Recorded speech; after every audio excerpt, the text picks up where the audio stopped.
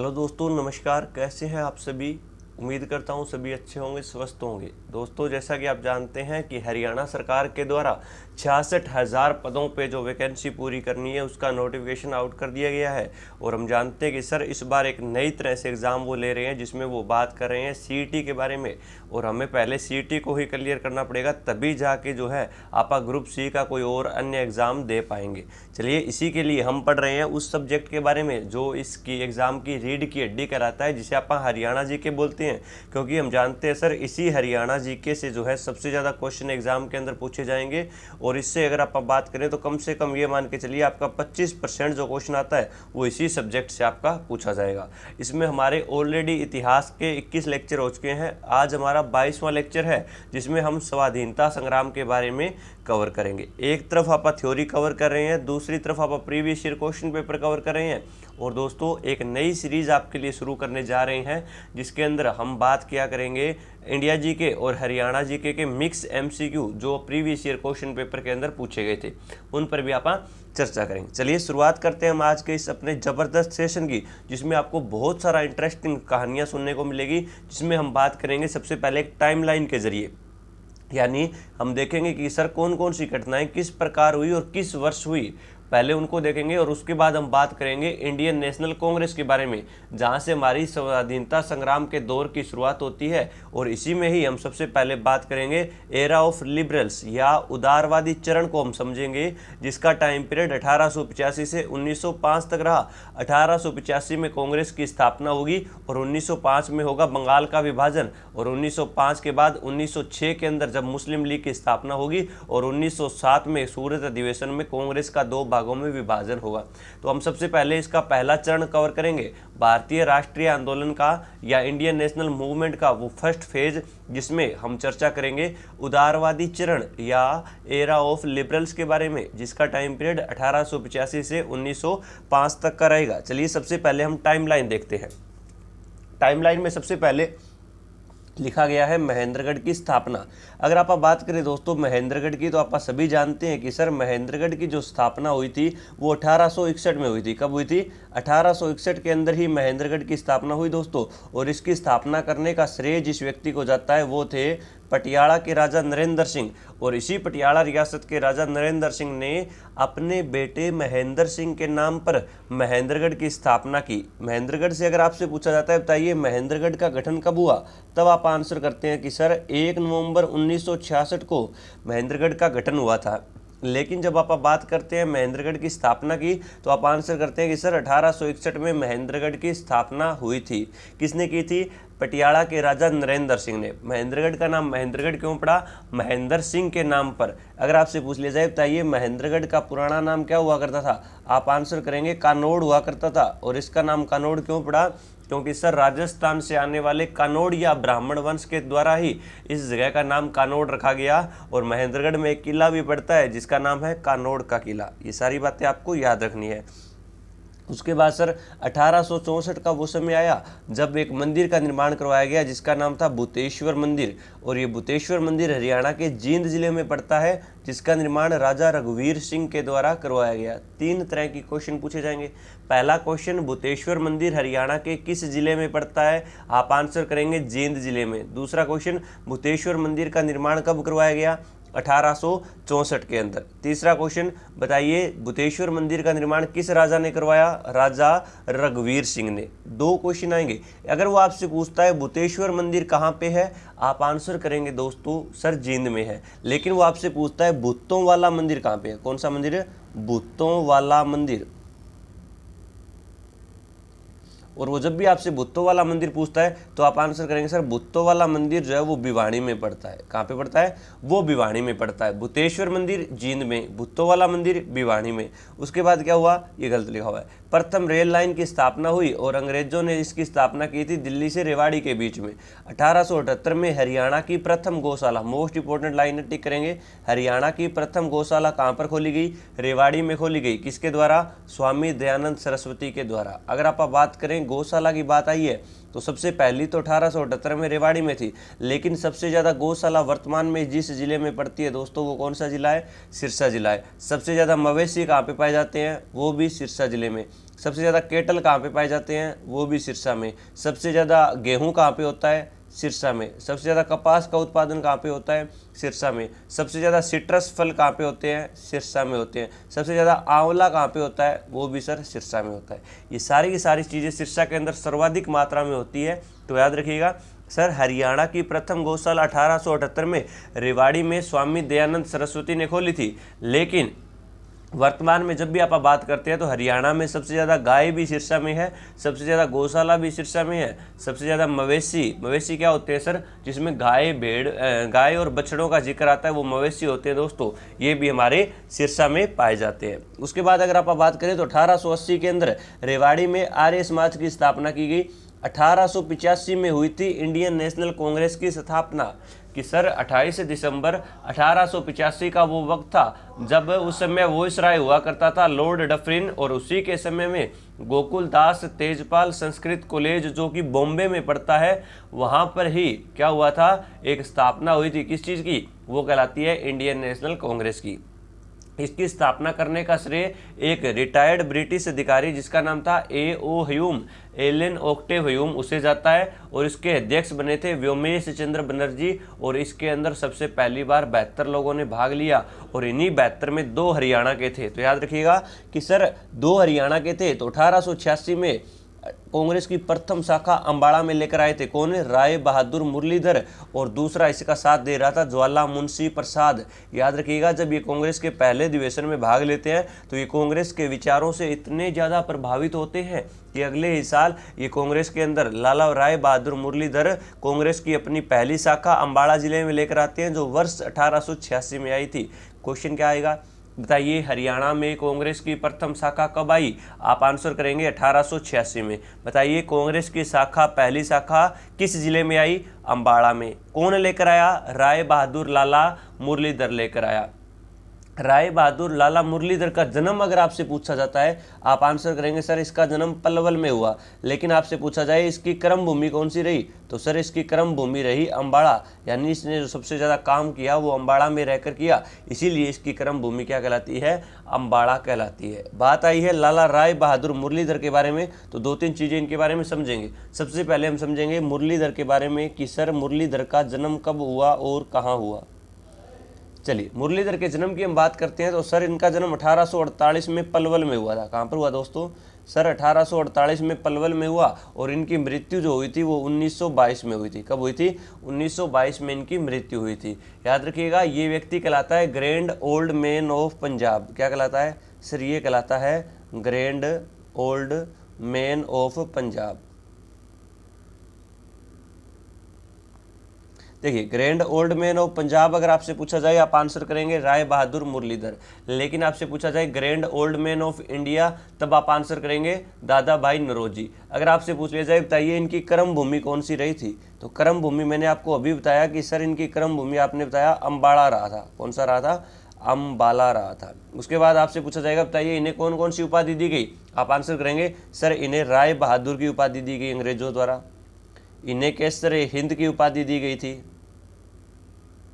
केसर हिंद की उपाधि इन्हें दी गई थी। और इन्हीं के द्वारा जो है सर जब उन्होंने रोलेट एक्ट का विरोध किया 1921 में, और रोलेट एक्ट के विरोध में इन्होंने अपनी जो उपाधियां या जो टाइटल थे वो वापस लौटा दिए थे। क्या कर दिया था? वापस लौटा दिया था। चलिए, ये भी आप याद रख लीजिए इनके बारे में। उसके अलावा आप याद रखेंगे सर ये कांग्रेस की प्रथम शाखा हरियाणा के अंबाड़ा में लेकर आए, इसीलिए कहलाते हैं हरियाणा में कांग्रेस के संस्थापक। क्या कहलाते हैं?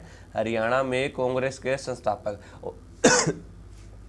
सॉरी, 3 अप्रैल 1922 को इन्हीं की मृत्यु अंबाड़ा में हुई थी। ये भी आपको याद रखना है। चलिए आगे बढ़ते हैं। और सनातन धर्म की प्रथम सभा जो हुई थी उसकी स्थापना करने वाला व्यक्ति था पंडित दीनदयाल शर्मा। 1887 में हिसार में कांग्रेस की स्थापना की जाती है, और याद रखिएगा इस बार स्थापना करने वाला व्यक्ति कौन था?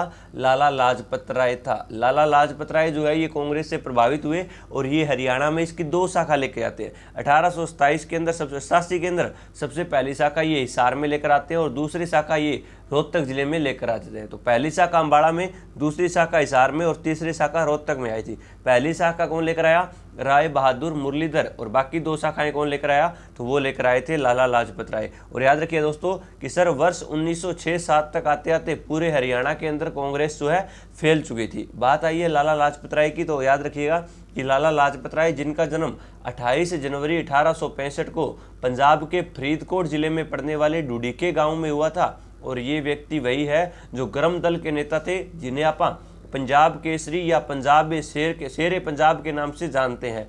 हिसार में इन्होंने वकालत की शुरुआत की। 1886 में ये आर्य समाज की शाखा को हरियाणा के हिसार जिले में लेकर आए थे। 1928 में साइमन कमीशन के विरोध में जब लाठीचार्ज चला था, उसी दौरान जो है इनकी डेथ हुई थी।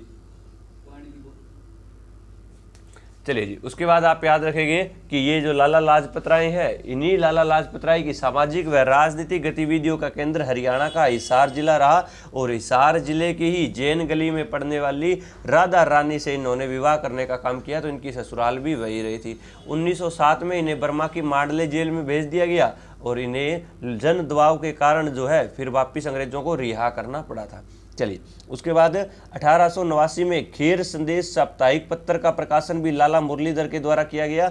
1893 में, छोड़ दीजिए इतना इंपॉर्टेंट नहीं है। चलिए, उसके बाद आप याद रखिएगा कि सर 1898 में लाला मुरलीधर को अंग्रेजों के द्वारा राय बहादुर की उपाधि दी गई। कभी आपसे सन नहीं पूछा जाएगा दोस्तों, सन अगर आपको याद नहीं भी रहता है तो कोई बात नहीं। 1904 में इन्हें केसरे हिंद की उपाधि दी गई, ये भी आपको याद नहीं रखना है। 1907 के अंदर सर 1905 में हुआ था कांग्रेस का विभाजन, 1905 के अंदर हुआ था आपका बंगाल का विभाजन। 1906 में हुई थी मुस्लिम लीग की स्थापना, जिसमें 2 व्यक्ति, एक सलीमुल्लाह खान था और दूसरा आगा खान था। और उसके बाद 1907 में हुआ था सर कांग्रेस का विभाजन सूरत अधिवेशन में, या स्प्लिट ऑफ कांग्रेस। और 1907 के अंदर ही लाला लाजपत राय के द्वारा हिसार से राज्य स्तरीय स्वदेशी आंदोलन की शुरुआत की गई।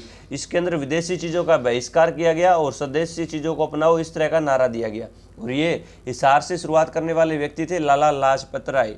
उसके बाद 1907 में मिंटो वायसराय के द्वारा लाला लाजपत राय को देश से निकाला दिया गया और इन्हें बर्मा में पड़ने वाली मांडले जेल में भेज दिया गया। लेकिन लोगों ने अपने प्रसिद्ध नेता के लिए सरकार पे या अंग्रेजों पर इतना ज़्यादा प्रेशर बना दिया कि इस जन दबाव के चलते हुए इन्हें 1907 में ही 2-3 महीने की जेल के बाद रिहा करना पड़ा। और ये 1907 में वापस रिहा आते हैं। 1908 में भाखड़ा डैम की स्थापना करने के लिए सर छोटूराम के द्वारा जो है एक समझौता किया गया। और इन्होंने समझौता किया था बिलासपुर रियासत के राजा के साथ। किसके साथ? सर बिलासपुर रियासत कहाँ पे पड़ती है? ये यमुनानगर जिले में पड़ती है। और इसी सर छोटूराम, जिसका जन्म 24 नवंबर 1881 को हुआ था। अगर आपने सब इंस्पेक्टर का एग्जाम दिया था दोस्तों, तो उसके अंदर प्रॉपर क्वेश्चन पूछा गया था, बताइए सर छोटूराम का जन्म कब हुआ? 24 नवंबर 1881 को गढ़ी सांपला रोहतक में जन्म लेने वाले सर छोटूराम जो है, जिनके बचपन का नाम रिछबाल हुआ करता था। और ये सबसे छोटे होने के कारण या कद में छोटे होने के कारण सभी इन्हें प्यार से छोटू छोटू कहा करते थे। और इसीलिए ये रिछपाल की बजाय छोटू के नाम से प्रसिद्ध हुए और इन्हें आप आज भी सर छोटूराम के नाम से जानते हैं। चलिए दोस्तों, कमेंट बॉक्स में छाप दीजिए। सर छोटूराम के बहुत सारे उपनाम भी रहे थे, जैसे इन्हें सर कहा गया, इन्हें दीनबंधु कहा गया। फटाफट कमेंट बॉक्स में छाप दीजिए कि इनके नाम जो उपनाम थे वो क्या क्या रहे थे। ये आप कमेंट बॉक्स में छापने का काम करेंगे। चलिए, उसके बाद कि सर 1909 के अंदर मार्ले मिंटो सुधार आया और इसी मार्ले मिंटो सुधार का विरोध किया था बाल मुकुंद गुप्त ने। और बाल मुकुंद गुप्त के द्वारा लिखा गया था सर शिव शंभू का चिट्ठा या letters of Shiv Shambhu. Question किसी तरह पूछा जा सकता है, पूछा जाएगा, बताइए 1909 में मार्ले मिंटो सुधार का विरोध किसने किया? बाल मुकुंद गुप्ता ने। किस प्रकार किया? शिव शंभू के चिट्ठे के अंदर। या पूछा जाएगा, बताइए शिव शंभू चिट्ठा किसके द्वारा लिखा गया? बाल मुकुंद गुप्त के द्वारा। या पूछा जाएगा, बताइए शिव शंभू के चिट्ठे से संबंधित कौन सी घटना है? आप आंसर करेंगे 1909 का मार्ले मिंटो सुधार। मिंटो उस समय अपना वायसराय हुआ करता था और मार्ले उस समय भारत का सचिव हुआ करता था। चलिए जी, 1914 के अंदर ही हिंदी माध्यम की प्रथम पाठशाला हरियाणा के झज्जर जिले में खोली गई। इतना इंपॉर्टेंट नहीं है, ये 1916 करिए। सर 1916 के अंदर जाट गजट नामक समाचार पत्र सर छोटूराम के द्वारा निकाला गया और ये एक साप्ताहिक पत्र हुआ करता था, यानी सप्ताह में जो पत्र एक बार निकलता है उसे आप साप्ताहिक पत्र बोलते हैं। और ये साप्ताहिक पत्र था सर जो सप्ताह में एक बार हरियाणा के रोहतक जिले से, जाट गजट कहाँ से निकलता था सर, ये हरियाणा के रोहतक जिले से निकलता था, इसीलिए इसे हम क्या बोलते हैं, जाट गजट, जो साप्ताहिक पत्र हुआ करता था। उसके बाद 1916 में ही होम रूल लीग आंदोलन शुरू हुआ, जिसकी शुरुआत बाल गंगाधर तिलक और एनी बेसेंट के द्वारा की गई थी। और हरियाणा में इसका सदस्य बना था पंडित नेकीराम शर्मा। अगर आप बात करें इस पंडितनाथ नेकीराम शर्मा के बारे में तो सर ये व्यक्ति हरियाणा केसरी कहलाता है। क्या नाम है इसका सर, इसका नाम है हरियाणा केसरी। याद रखिएगा 7 दिसंबर 1887 को, कौन सा दिन था वो, 7 दिसंबर 1887 को केलंगा गांव रोहतक में इसका जन्म हुआ था। और ये केलंगा गांव वर्तमान में कहाँ चला गया है सर, ये वर्तमान में भिवानी का गांव है। कि सर इसी पंडित नेकीराम शर्मा, जिसे आप हरियाणा केसरी के नाम से जानते हैं, इसी व्यक्ति के द्वारा प्रथम विश्व युद्ध में सैन्य भर्ती अभियान का विरोध किया गया था और इसी ने महात्मा गांधी का विरोध किया था। 1916 में ये व्यक्ति जो है सर, ये बाल गंगाधर तिलक के साथ स्वराज संघ के सदस्य बने थे। और इसी व्यक्ति के द्वारा 22 से लेकर 24 अक्टूबर 1920 के अंदर पॉलिटिकल डिविजनल कॉन्फ्रेंस भिवानी के अंदर अध्यक्षता की गई थी। उसके अलावा इसने असहयोग आंदोलन में जब भाग लिया तो इसे 1 साल की सजा हुई और ये हरियाणा के हिसार से गिरफ्तार हुए थे। अगर आप बात करें इसी के द्वारा तो सर इसी के द्वारा संदेश नामक साप्ताहिक पत्र निकाला जाता था। और ये संदेश जो साप्ताहिक पत्र था ये हरियाणा के भिवानी जिले से निकलता था। इनके द्वारा सर एक बात कही गई थी और इन्होंने कथन कहा था पंडित नेकीराम शर्मा ने कि मुझे तो संपूर्ण भारत की भूमि चाहिए। कई बार एग्जाम में क्वेश्चन आता है, बताइए मुझे तो संपूर्ण भारत की भूमि चाहिए, ये कथन किसके द्वारा कहा गया, आप आंसर करेंगे पंडित नेकीराम शर्मा के द्वारा ही ये कथन कहा गया था। और याद रखिएगा 8 जून 1956 को जो है दोस्तों इनकी क्या हो गई थी, वो डेथ हो गई थी और इनकी मृत्यु हुई थी। तो याद रखिएगा पंडित नेकीराम से बनने वाली सारी बातें मैंने लिखवा दी आपको। पहला क्वेश्चन, पंडित नेकीराम का उपनाम क्या था, हरियाणा केसरी। दूसरा क्वेश्चन, जन्म कब हुआ, 7 दिसंबर 1887 को केलंगा गांव रोहतक में हुआ था। वर्तमान में केलंगा गांव भिवानी जिले का गांव है। 1916 के अंदर बाल गंगाधर तिलक के साथ स्वराज संघ के सदस्य बने। प्रथम विश्व युद्ध में सैन्य भर्ती अभियान का विरोध किया इन्होंने, यानी महात्मा गांधी का विरोध किया। उसके बाद पॉलिटिकल डिविजनल कॉन्फ्रेंस भिवानी में इन्होंने अध्यक्षता की। उसके बाद असहयोग आंदोलन में इन्होंने भाग लिया और 1 साल की सजा हुई। उसके अलावा इन्हीं के द्वारा भिवानी से एक समाचार पत्र निकाला गया जिसका नाम था संदेश। अगर आप बात करें तो इसी व्यक्ति के द्वारा एक कथन कहा गया, मुझे तो संपूर्ण भारत की भूमि चाहिए। और 8 जून 1956 को इनकी मृत्यु हुई। और अगर इनसे पूछ लिया जाए बताइए इनके राजनीतिक गुरु कौन थे, तो इनके राजनीतिक गुरु उस समय हुआ करते थे लोकमान्य बाल गंगाधर तिलक हुआ करते थे। चलिए ये सारी बातें याद रखनी है। अगला पॉइंट है 1907 में प्रथम विश्व युद्ध में हरियाणा सैन्य भर्ती अभियान। आप जानते हैं कि सर प्रथम विश्व युद्ध जिसकी शुरुआत 1914 में हुई और 1918 में ये खत्म हुआ। जब ये चल रहा था तो 9 जनवरी 1915 के अंदर कि सर 9 जनवरी 1915 के अंदर महात्मा गांधी भारत लौटे थे। और 9 जनवरी को ही आप NRI डे या भारतीय प्रवासी दिवस के रूप में मनाते हैं। और इसी दिन क्या हुआ था सर कि महात्मा गांधी जब साउथ अफ्रीका से भारत लौटे थे तो इसे हमने भारतीय प्रवासी दिवस के रूप में बनाने के लिए शुरुआत कर दी। और महात्मा गांधी के द्वारा ही जब प्रथम विश्व युद्ध के अंदर सैन्य भर्ती अभियान शुरू किया गया और ये हरियाणा के रोहतक जिले में आए थे, तो इसीलिए हरियाणा में जो सेना में सबसे ज़्यादा भर्ती हुए थे वो हरियाणा के रोहतक जिले के थे। और याद रखिएगा इसका विरोध करने वाला एकमात्र व्यक्ति पंडित नेकीराम शर्मा ही हुआ और इसने महात्मा गांधी के सैन्य भर्ती अभियान का विरोध किया। जब महात्मा गांधी ने सैन्य भर्ती अभियान शुरू किया दोस्तों तो अंग्रेजों के द्वारा इन्हें एक उपाधि दी गई और वो उपाधि थी सार्जेंट की उपाधि। कौन सी थी सर, वो उपाधि थी सार्जेंट। और सार्जेंट की उपाधि जब इन्हें सम्मानित किया गया तो याद रखिएगा पूछा जाएगा बताइए महात्मा गांधी को सार्जेंट की उपाधि कब दी गई, तो आप आंसर करेंगे सर इन्होंने जब प्रथम विश्व युद्ध के अंदर सैन्य भर्ती अभियान चलाया इसीलिए इन्हें सार्जेंट की उपाधि दी गई थी। उसके बाद है कि 1919 के अंदर पंजाब उच्च न्यायालय की स्थापना हुई और ये हुई थी लाहौर में। और उस समय इसके प्रमुख न्यायाधीश बने थे हरियाणा के रेवाड़ी जिले से संबंध रखने वाले सर शादीलाल। याद रखिए दोस्तों 2 तरह के क्वेश्चन बनेंगे। अगर वो पूछता है स्थापना किस वर्ष हुई, आप आंसर करेंगे 1919 में। लेकिन वो आपसे पूछता है बताइए इसकी स्थापना किस एक्ट के द्वारा हुई, आप आंसर करेंगे गवर्नमेंट ऑफ इंडिया एक्ट 1915 या भारत शासन अधिनियम 1915 के द्वारा इसकी स्थापना हुई थी। 1919 के अंदर महात्मा गांधी की गिरफ्तारी हुई और इन्हें गिरफ्तार किया गया हरियाणा के पलवल जिले से। दो क्वेश्चन आएंगे। पहला क्वेश्चन आएगा, बताइए महात्मा गांधी की पहली गिरफ्तारी हरियाणा में कहाँ से हुई? आप आंसर करेंगे पलवल से। कब हुई सर? ये हुई थी 10 अप्रैल 1919 को। 10 अप्रैल 1919 को इन्हें पलवल के रेलवे स्टेशन से गिरफ्तार किया गया और इन्हें वापस भेज दिया गया। लेकिन ये फिर से वापस आते हैं और इस बार 30 जुलाई 1919 को, कौन सा दिन था दोस्तों? कि सर 30 जुलाई 1919 को इन्हें फिर से क्या कर लिया जाता है? गिरफ्तार कर लिए जाते हैं। और इस बार ये गिरफ्तार होते हैं हरियाणा में जिस स्थान से, उस स्थान का नाम था हिसार, और हिसार से इनकी हरियाणा में दूसरी गिरफ्तारी होती है। तो याद रखिएगा 1919 में पहली गिरफ्तारी 10 अप्रैल 1919 को हुई और दूसरी गिरफ्तारी 30 जुलाई 1919 को हरियाणा के हिसार जिले से हुई। उसके बाद याद रखिएगा 1920 में असहयोग आंदोलन आया और इसी असहयोग आंदोलन का विरोध करने वाला व्यक्ति था सर छोटू राम, और असहयोग आंदोलन को महात्मा गांधी की एक चाल इन्हीं के द्वारा कहा गया था। क्या कहा गया? कि ये तो महात्मा गांधी की एक चाल है। और महात्मा गांधी की चाल कहने वाला व्यक्ति कौन था? तो वो सर छोटू राम ही हुए। असहयोग आंदोलन की अगर आप बात करें तो सर असहयोग आंदोलन 1920 से शुरू होकर 1922 तक चला था। और 1922 के अंदर जब ये आंदोलन उत्तर प्रदेश के गोरखपुर जिले में पड़ने वाले चौरी चौरा नामक स्थान पर पहुंचा, तो वहीं चौरा चौरी नामक स्थान पर इसी भीड़ के द्वारा जो है वहाँ के एक पुलिस स्टेशन को जला दिया गया, जिसमें 23 लोगों की मृत्यु हुई। और ये घटना देखने के बाद महात्मा गांधी के द्वारा असहयोग आंदोलन वापस ले लिया गया था। तो याद रखिएगा ये सारी वो टाइमलाइन कवर कर ली दोस्तों हमने, जिसमें हमने 1861 से लेकर 1920 तक की एक टाइमलाइन में हमने हर एक वो चीज़ कवर करी जिससे एग्जाम में क्वेश्चन बन सकता है। आपको ये टाइमलाइन यूं की यूं याद होनी चाहिए। चलिए अब आप बात करते हैं इंडियन नेशनल कांग्रेस के बारे में। अगर आप बात करें इंडियन नेशनल कांग्रेस के बारे में तो हम जानते हैं सर 28 दिसंबर 1885 को बॉम्बे के अंदर पढ़ने वाले गोकुल दास तेजपाल संस्कृत कॉलेज के अंदर इसकी स्थापना हुई। उस समय भारत के वायसराय कौन थे? वो हुआ करते थे सर लॉर्ड डफरिन।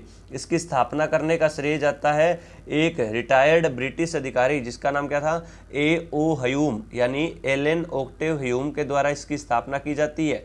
याद रखिएगा दोस्तों जब इसकी स्थापना हुई तो इसके अंदर मुंबई, जिसका पुराना नाम बॉम्बे हुआ करता था, तो कुल कितने लोगों ने भाग लिया? सर इसके अंदर कुल 72 लोगों ने भाग लिया।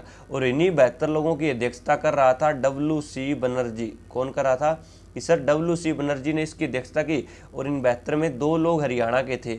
एक तो थे राय बहादुर मुरलीधर और दूसरा था ज्वाला मुंशी प्रसाद। कौन सा था दोस्तों? कि सर वो थे ज्वाला मुंशी प्रसाद। और ये जो है ये कांग्रेस के विचारों से इतने ज़्यादा प्रभावित हुए थे कि अगले ही साल ये हरियाणा के अंदर कांग्रेस की एक शाखा लेकर आने का काम करते हैं। और ये कांग्रेस की शाखा हरियाणा में जिस स्थान पर लेकर आए थे वो थी कौन सी? अम्बाड़ा। कौन सा जिला था? अम्बाड़ा। अम्बाड़ा के अंदर 1886 में कांग्रेस की पहली शाखा आती है और ये लाला मुरलीधर लेके आते हैं। और मैंने बताया ये व्यक्ति कहलाता है grand old man of Punjab. और कांग्रेस का जब दूसरा अधिवेशन हुआ 1887 में, उस समय हरियाणा के 2 लोगों ने भाग लिया। एक तो थे पंडित दीनदयाल शर्मा जो झज्जर जिले से संबंध रखते थे, और दूसरे थे बाल मुकुंद गुप्ता जो हरियाणा के रोहतक जिले से संबंध रखते थे। उसके बाद 1886 में इंडियन नेशनल कांग्रेस की स्थापना अम्बाड़ा में हुई और ये की थी लाला मुरलीधर ने। और लाला मुरलीधर जब हरियाणा में कांग्रेस की प्रथम शाखा लेकर आए तो यही व्यक्ति क्या कहलाया? ये कहलाया हरियाणा में कांग्रेस का संस्थापक। हरियाणा में कांग्रेस का संस्थापक यही व्यक्ति कहलाया। 1888 के अंदर कांग्रेस का इलाहाबाद अधिवेशन हुआ। इलाहाबाद जो कि यूपी के अंदर पड़ता है, जिसका वर्तमान में नाम बदल दिया गया। और इसी इलाहाबाद का नया नाम जो रखा गया दोस्तों वो प्रयागराज रखा गया है। याद रखिएगा इसी इलाहाबाद अधिवेशन में हरियाणा से भाग लिया लाला लाजपत राय ने, जिन्हें आप शेर पंजाब या पंजाब केसरी के नाम से जानते हैं। और इसी शेर पंजाब की कर्म भूमि हरियाणा का हिसार रहा, क्योंकि इसके द्वारा अपनी सामाजिक व राजनीतिक गतिविधियों का केंद्र जिस स्थल को बनाया गया वो हरियाणा का हिसार जिला ही था। और हिसार की ही जैन गली की एक लड़की जिसका नाम था राधा रानी, उससे विवाह करने का काम भी लाला लाजपत राय ने किया था। ये आपको इंडियन नेशनल कांग्रेस के बारे में याद रखना है। चलिए बढ़ते हैं आगे। और याद रखिएगा हरियाणा में इंडियन नेशनल कांग्रेस की पहली जनसभा 12 अक्टूबर 1888 को हरियाणा के रोहतक जिले में हुई और इसकी अध्यक्षता कर रहा था तुरबाज खान। कौन था? सर इसकी अध्यक्षता तुरबाज खान के द्वारा की गई। 1907 के अंदर मैंने आपको बताया कि 1905 के अंदर बंगाल विभाजन हुआ जो लॉर्ड कर्जन द्वारा किया गया। 1906 के अंदर मुस्लिम लीग की स्थापना हुई और मुस्लिम लीग की स्थापना ढाका में करने का श्रेय 2 लोगों को जाता है। एक तो था सलीमुल्लाह खान, कौन था दोस्तों, एक था सर सलीमुल्लाह खान और दूसरा था आगा खान। इन्होंने मुसलमानों के लिए एक नई लीग बनाई जिसका नाम रखा गया मुस्लिम लीग। और 1907 के अंदर सर एक घटना और हुई थी। 1907 में हुआ था सूरत अधिवेशन और इसी सूरत अधिवेशन में कांग्रेस का 2 भागों में बंटवारा हुआ। एक भाग कहलाया नरम दल और एक भाग कहलाया गरम दल। नरम दल यानी कि मॉडरेटर्स और गरम दल यानी कि एक्सट्रीमिस्ट। तो याद रखिएगा, नरम दल और गरम दल में ये बंट गया। नरम दल में हमारे 3 नेता प्रसिद्ध थे, लाल, बाल और पाल। क्वेश्चन इस तरह पूछा जा सकता है, बताइए कांग्रेस के सूरत अधिवेशन में इसकी अध्यक्षता किसने की थी? आप आंसर करेंगे सर रास बिहारी घोष ने की थी। किसने की थी?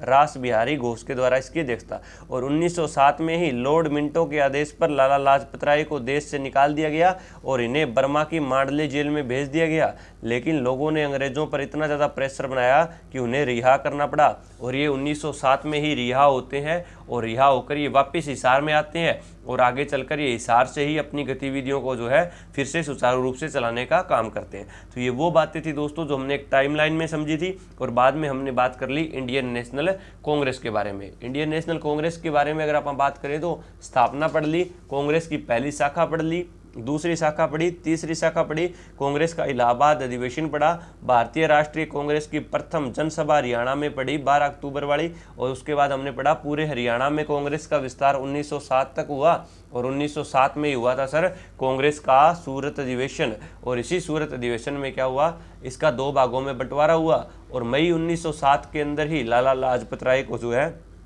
मांडली जेल में भेज दिया गया।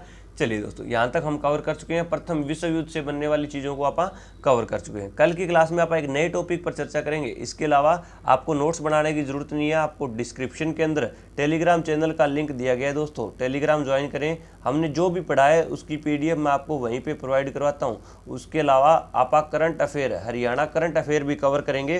तो एक तरफ हमारी थ्योरी की क्लासें चलती रहेगी और दूसरी तरफ मैं आपको हरियाणा करंट अफेयर पढ़ाता रहूँगा।